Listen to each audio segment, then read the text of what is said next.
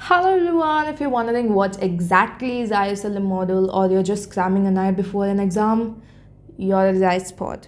So without much further ado, let's dig into the video. First, an economy is made up of two markets. One is your product market and second is your money market. Your product market constitutes your real factors. Real factors such as your national income, your investment, consumption, savings, etc. And your monetary factors are being dealt with in the money market.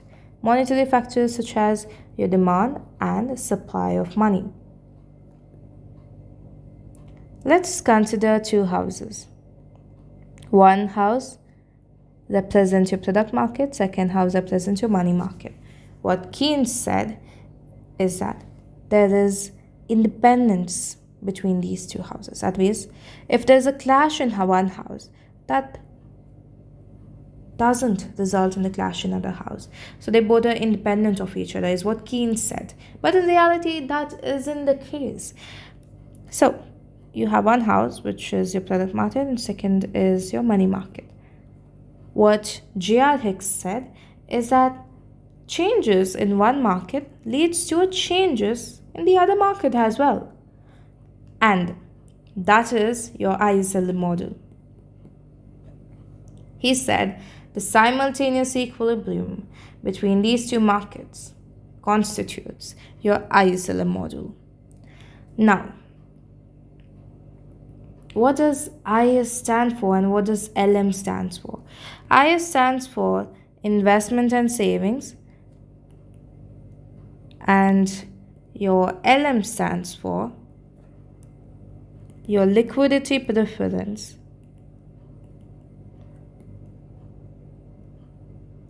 and money supply.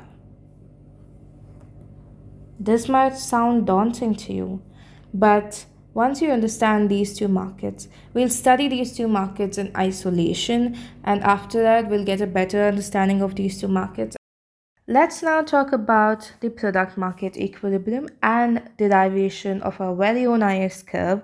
You must have studied in your high school the determination of income, employment, and output using your aggregate demand and aggregate supply curves. So, if you hadn't studied that concept in your 12, it's nothing but the equilibrium is established when your aggregate demand and aggregate supply curves meet. Here, your aggregate supply slopes upwards because when your output increases, your income also increases. Here, your aggregate supply is your income, okay? And your income is divided into consumption and savings. Now, your aggregate supply slopes upwards, so your aggregate demand also slopes upwards in this scenario, because when your income increases, what happens is your consumption also increases. When your consumption increases, your aggregate demand also increases, thus sloping upwards. So your aggregate demand constitutes your consumption and investment. When you simplify this further, you get I is equal to S, which is the product market equilibrium. Now, studying the components individually, your consumption is a function of your income. That is, when your income increases. So when there's a rise in your income, what happens is your consumption also increases. So when your income is really high, obviously I would prefer a lavish lifestyle and consume more, right? And now here you have your investment. Your investment is a function of your rate of interest. So when your rate of interest is on a higher level, what happens is the cost of borrowing also increases. When your cost of borrowing increases, what happens is your profits decline. When your costs are greater than your revenue, what happens is that your profits are much lower, right? Then you can see that your investment also declines. Your investment declines because what's the use of me investing when I won't earn profits, right? So they have a negative relationship between each other. Now, dive the IS curve, we take 3 panels. Don't worry, it's actually easy. See, in the first panel, panel number A, we take the investment curve. The investment curve is sloping downwards, indicating a negative relationship between rate of interest and your investment. So, when your rate of interest is high, what happens is your investment is low, and when your rate of interest drops to R dash, what happens is your investment increases to I dash, right? And we are going to take this investment and move this to the second panel. Okay, there's an effect in the second panel due to the increased investment. So what happens when there's an increased investment? Your AD curve shifts upwards, because when your investment increases, your aggregate demand also increases. Keeping the AS constant, you can see that there's an increase in national income. So when your AD curve shifts upwards, what happens is your income increases. Now, I'm going to take panel number C, which is a combination of panel number A and panel number B. What I'm going to do is that I'm going to drag this national income, equilibrium national income, downwards. Okay, and I'm going to extract my rate of interest from the first panel. You can see that at R1, your national income, equilibrium national income is Y, and at R dash, you can see that your income is Y dash. You can see that there's a negative relationship between your rate of interest and your income. So this actually states, let me just write it in a different color. Okay, this one. So when your rate of interest declines, what happens is your investment increases. When your investment increases, your aggregate demand increases. When your aggregate demand increases, what happens? Your national income increases. When your national income increases, what happens? That's the end goal. So we are considering this particular part, your rate of interest and your national income. They have an inverse relationship. And that's how you derive your IS curve. Simple, isn't it? Now, IS curve is the locus of combination of rate of interest and the level of national income at which the product market is at equilibrium. One thing which is to be noted in the IS curve is that at each and every single point on the IS curve, the product market is at equilibrium. So if I take this point, I is equal to S. If I take this point, I is equal to S. So each point represents the equilibrium level of the product market. That's something which we need to remember when we're talking about the IS curve. So it is the locus of combination. So it is a combination. So it talks about different combinations of rate of interest and your income at which the product market is at equilibrium. Okay, that is your IS curve. Let's talk about the money market and derivation of LM curve. So the equilibrium in money market is achieved when my money supply is equal to my money demand. So what exactly is money supply? The quantity of money in the economy for all purposes. It is exogenously determined. So the money which I have in the economy, the money which is being supplied in the economy, the quantity of money in the economy is nothing but my money supply. It is exogenously determined. That is, the model cannot influence the money supply whatsoever. Even if the rate of interest is high, even if the rate of interest is low, my money supply is going to remain constant. It is determined by the monetary authority in most cases or by the central government of a country. Now, money demand. So, money demand is of two components: transactionary money demand and speculative money demand. So, what exactly is transactionary money demand? So, transactionary money demand is a function of income. That is, you hold a proportion of your income to facilitate transactions. Let's say I'm earning 50,000. I will keep aside a proportion, let's say 5,000, for transactions such as buying groceries, to your EMIs, etc. If my income increases to 1 lakh, I will allocate a greater proportion for facilitating my transactions. So I will allot, let's say, 10,000 for my transactions. So if my income increases, my transactionary money demand also increases.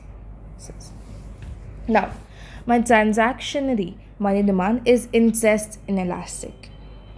Why is it interest inelastic? Let's suppose the market condition isn't good and the rate of interest is really high in the market. Will you stop buying goods? Will you stop making transactions? No, we'll not stop transactions because it's essential part of our lives. So your transactionary money demand is interest inelastic. Now, speculative money demand. My speculative money demand is a function of my rate of interest. Holding cash to make speculative gains out of buying and selling bonds. Let's say my income is of 1 lakh. I'm going to allot 5,000 for investing purposes. I'm investing in the bond market. So why am I investing? I'm investing to make speculative gains. I'm investing to gain profit. I'm investing making use of the changes in rate of interest by buying and selling bonds. Okay, now let's take an example to understand this concept better. Let's say the rate of interest is 10%, the bond price is of 500 and the earnings are of 50. I'm going to keep my earnings to be constant to gain a relationship between these two variables. Now, keeping the earnings constant, my interest rate has declined due to some exogenous reason. So when my rate of interest has declined, my bond price should increase. Why should it increase? It should increase to facilitate the same earnings as before. I need to make 50 itself. Only if my bond price increase, I will be able to earn the same amount of money which I was earning before. So my rate of interest has declined, my bond prices has increased.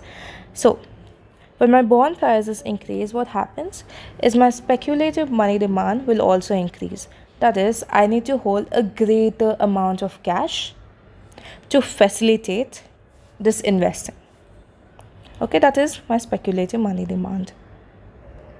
Now, let's now derive the LM curve. Let's take two panels.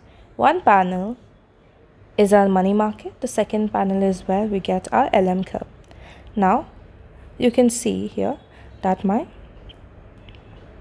money supply is of perfectly inelastic. Why is it perfectly inelastic? Because it is exogenously determined. So whatever is my rate of interest in the market, I cannot change my money supply. It's determined by the monetary authority, so it is perfectly inelastic.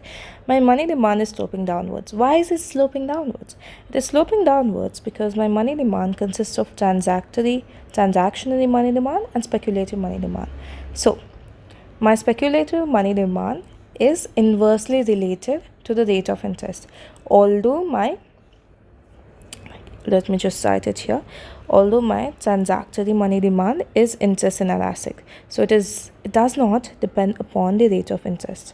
But my speculative money demand has an inverse relationship between the rate of interest. So if my rate of interest is high, my speculative money demand is low. If my rate of interest is low, my speculative money demand is high. Right? So here you can see that's the reason why it is sloping downwards. It has an inverse relationship with the rate of interest. Now,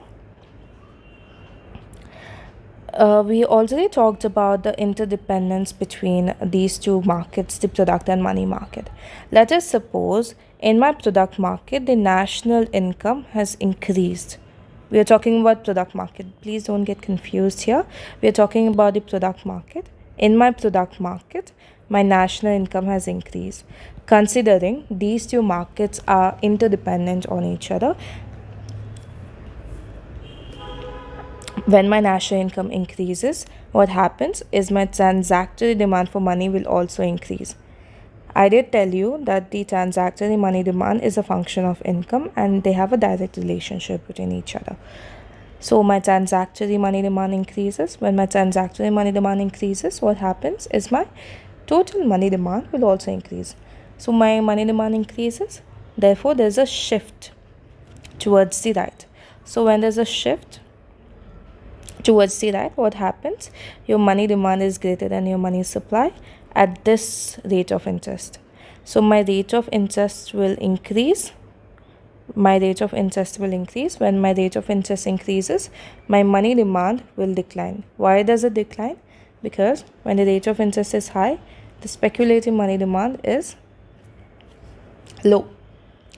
Okay, so that's the reason why, to restore the equilibrium between these two curves, the rate of interest increases. Now I'm going to extract the rate of interest to the second panel.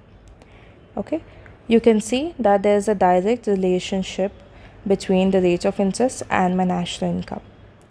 So let me just draw a flow chart. My income, my national income in the product market increases.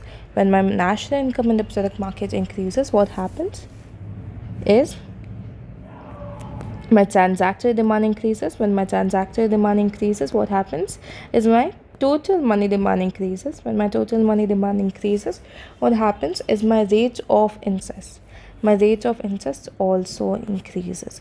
But when my rate of interest increases, that's all you need. So these two are the end game. So that's the reason why it slopes upwards, so indicating a direct relationship between your rate of interest and national income. So what's the definition of LM curve?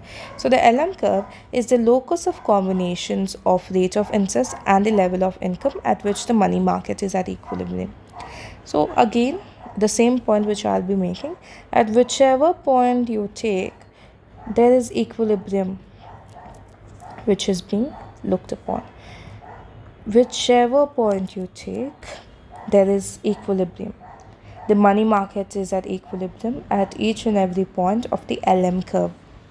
So it talks about the locus of combinations of rate of interest and the level of national income where the money market is at equilibrium. That is your LM curve. Those are the two curves. In the next video, I'll be getting these two markets together and we'll be establishing the general equilibrium for two sector economy, and then the three sector, and then the four sector. So stay tuned to find out. Please don't forget to like, share, and subscribe.